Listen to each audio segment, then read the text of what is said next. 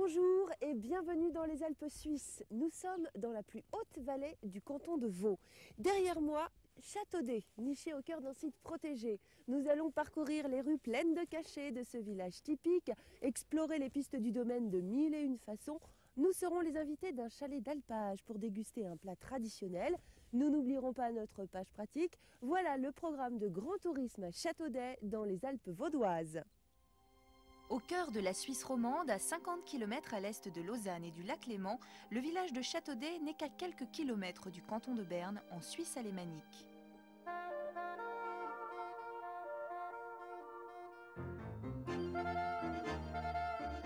À une altitude de 1000 mètres en moyenne, Châteaudet forme avec les villages de Rougemont et de Rossinière le pays d'en haut. Une vallée habitée depuis très longtemps où l'on reste attaché à la culture montagnarde et dont une grande partie est aujourd'hui une réserve naturelle, celle de la Pierreuse.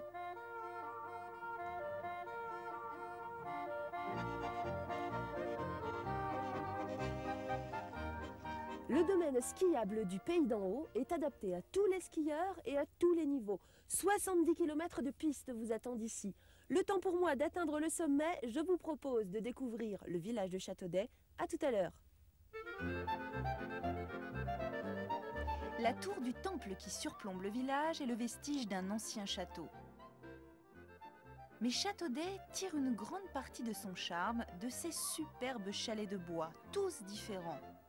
Sculptés, signés, ils sont la fierté des montagnards qui les considèrent comme des tableaux, des œuvres encore plus belles sous les flocons de l'hiver.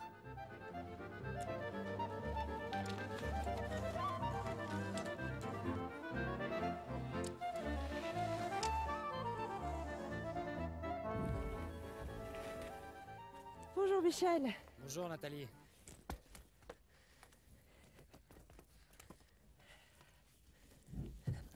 Ça va?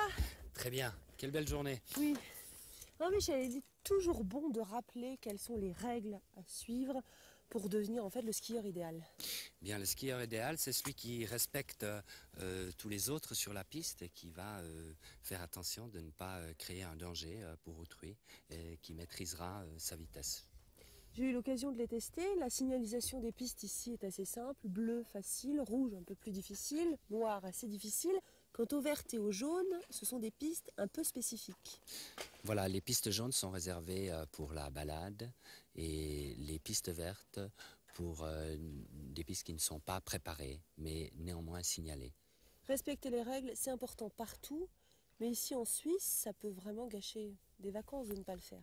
En Suisse comme ailleurs, il est vrai que quelqu'un qui perd la maîtrise de ses skis peut causer un accident grave, faucher un enfant ou voire même un adulte et gâcher son séjour et celui des autres. Et il peut y avoir de graves conséquences. Mais même sans créer d'accident, un comportement un peu inconscient peut amener des sanctions. Absolument, malheureusement, si quelqu'un ne respecte pas ces règles, on va l'empêcher de skier en lui retirant son abonnement de façon à ce qu'il comprenne qu'il ne peut pas mettre en danger la vie et la sécurité des autres skieurs. Merci Michel. Encore quelques petites descentes et puis nous allons retrouver Hervé qui lui va nous parler de deux autres disciplines de montagne.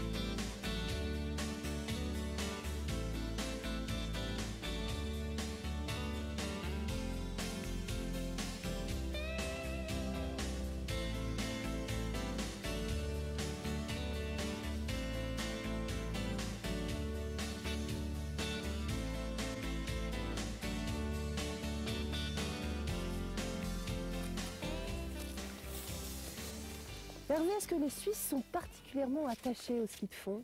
Tout à fait. C'est un moyen de déplacement que les paysans utilisaient pour se déplacer d'une grange ou d'une maison à une autre. Ils ont particulièrement brillé dans les compétitions aux Jeux Olympiques et Championnats du monde. Les sensations là sont différentes parce que le pied est libre, les skis sont beaucoup plus étroits, les pistes sont tracées, donc ça facilite un petit peu le déplacement. Mais est-ce que tout le monde peut partir en ski de fond quand on n'en a jamais fait par exemple? Oui, pratiquement tout le monde peut partir. C'est un sport pour tous. C'est bien pour la santé. Ça fait l'occasion de faire une promenade, de se défouler. Et puis, ça apporte beaucoup d'équilibre, ça change les idées. Et les risques de chute, en fait, sont moindres? Ils sont moindres parce que dans les descentes, on commence à faire du chasse-neige. En montée, on va à son rythme. Et puis, effectivement, on ne tombe pas de haut sur des pistes tendres. On fait encore quelques kilomètres? Mais puis oui. On va essayer les raquettes un petit peu plus loin? Tout à fait. Je vais mettre mon ski, on y va.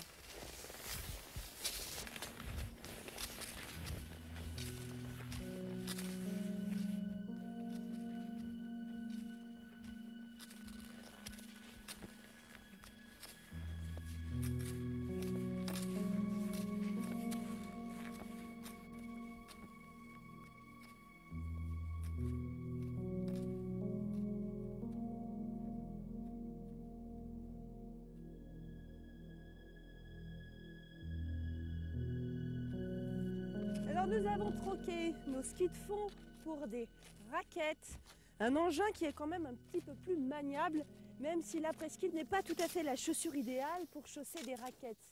Mais Hervé, avec des raquettes, plus de limite, on peut aller absolument partout en montagne. Exactement. Contrairement au ski de fond qu'on a pratiqué tout à l'heure, qui lui s'exerce sur les pistes tracées et sur les endroits faciles, la raquette est l'engin idéal pour aller dans les petites descentes, pour aller dans les sous-bois, pour passer selon sa volonté. Parce que la raquette est faite en fait, pour marcher sur de la neige fraîche sans s'enfoncer. Exactement. À la base, ça a été prévu pour ça. On met les raquettes lorsque la neige est fraîche et qu'on enfonce beaucoup. Elle permet de porter sur la neige. Ça permet une balade, une découverte fantastique. Il faut faire attention, même si c'est très facile à utiliser. Au bout de 5 minutes, on a compris comment ça marche. Il ne faut pas partir tout seul. Exactement.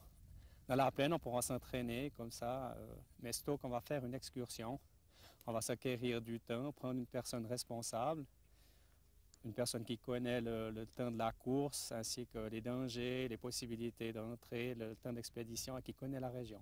Et passer une journée formidable, un petit peu fatigante tout de même. Alors après une journée de ski de fond et de raquettes, vous serez content d'avoir un endroit douillet pour vous reposer.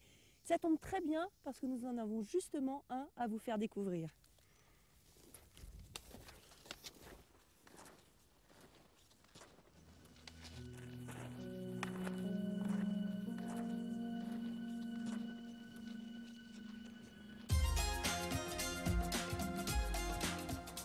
Si Châteaudet a su garder intacte son atmosphère de village montagnard, son hôtellerie lui ressemble.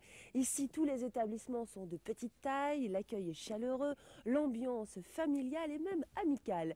L'hôtel de la Rocaille avec ses 12 chambres en est un très bon exemple. Ce joli chalet de bois dispose d'un restaurant, d'un bar, d'un café et même d'une salle de conférence. Dans le même esprit, vous trouverez à Châteaudet des locations d'appartements et de chalets, quelques chambres chez l'habitant et même un camping ouvert toute l'année. Châteaudet est une région d'alpage. Les alpages, ce sont ces prairies à flanc de montagne où les vaches vont paître le printemps et l'été.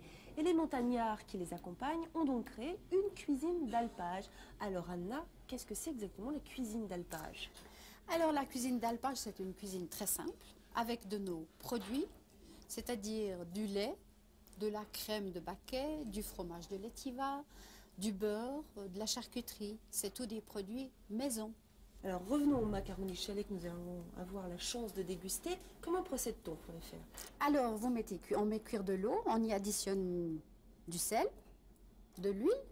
Quand ils sont prêts, on les égoutte, on leur ajoute un petit peu de lait de notre production, de la crème de Baquet et du fromage de l'Étiva. Le fameux fromage qui prend le goût presque de l'herbe qu'on mangeait les vaches. Voilà, tout à fait. Le fromage de l'Étiva a un goût différent par alpage, ça vient de l'herbage. Et le tout donc est mijoté dans un chaudron en cuivre sur le feu. C'est pour la tradition, pour le goût aussi? Écoutez, c'est pour les deux à la fois. parce qu'il y a le petit goût de fumée, il y a le petit côté très sympathique. Alors les macaronis de chalet, à l'origine, on les mange plutôt l'été, mais devant leur succès, on peut les déguster toute l'année maintenant. Il faut vraiment les goûter car elles font partie de la cuisine suisse de montagne vraiment traditionnelle.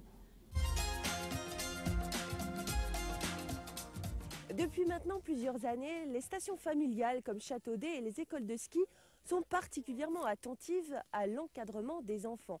Dans les jardins des neiges comme celui-ci, on accueille les plus jeunes de 3 à 8-10 ans. En ce qui concerne les plus petits, quelques recommandations à ne pas oublier. Que le matériel soit fourni ou non, le port du casque est fortement recommandé. Vos enfants doivent être chaudement vêtus. Il est très important de leur donner un bon petit déjeuner. Il ne faut pas oublier que le jardin des neiges n'est pas une garderie. Les tout petits sont en général accueillis pour une demi-journée. Le personnel d'encadrement qui initie à la glisse n'oublie jamais que le ski doit rester un plaisir. Le mieux pour que tout se passe bien, c'est que dès votre arrivée dans la station, bien vous alliez tout de suite vous renseigner auprès de l'école de ski.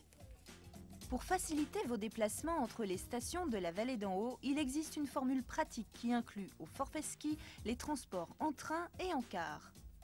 Le TGV relie Paris à Lausanne en 4 heures, ensuite il faut compter 1 heure par la route pour rejoindre Châteaudet.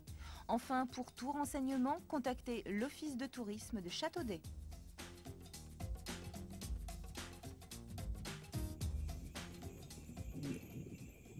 Impossible de quitter Châteaudet sans se faire ce plaisir. Une balade en traîneau sur les chemins tranquilles du pays d'en haut. Un moment plein de poésie et de charme pour terminer une journée de ski.